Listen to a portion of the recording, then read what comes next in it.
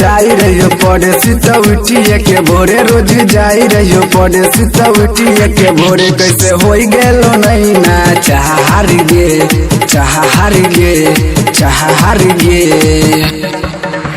अमैया सुन गे मैया कोचिंग में हमारा हो गेलो सरजी से प्यार गे सुन गे मैया कोचिंग में हमारा हो गेलो सरजी से प्यार गे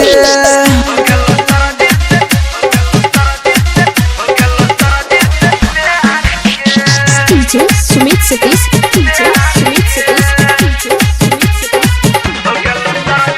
Rema.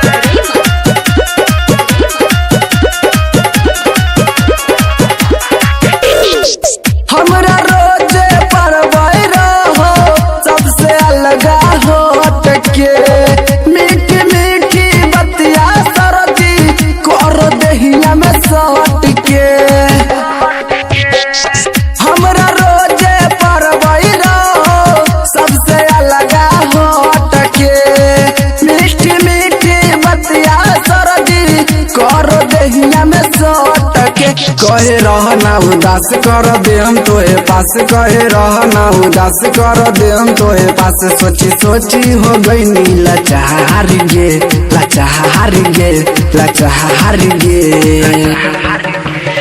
मैया सुन गे मैया कोचिंग में हमारा हो गेल सरजी से प्यार गे सुन गे मैया कोचिंग में हमारा हो गेल सरजी से प्यार गे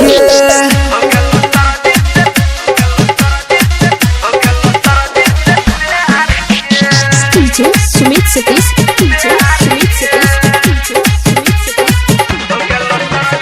Rema. अभी आप सुन रहे हैं सावरिया म्यूजिक। रह जबान के जोश गे मैया मन फिसे लगल सरजी पर राइटर कुनाल के बात न मन लियो के लिए अपन हमर जी पर रह जबान के जोश गे मैया मन फिसे लगल सरजी पर राइटर कुनाल के बात न मन लियो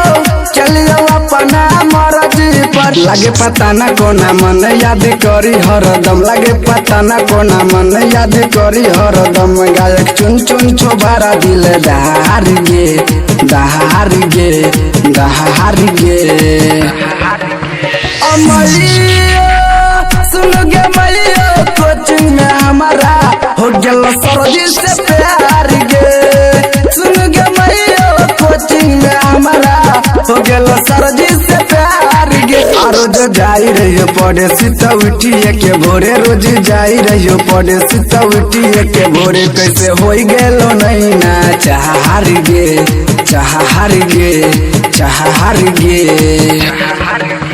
अमैया सुन गे मैया कोचिंग में हमारा हो गेल सरजी से प्यार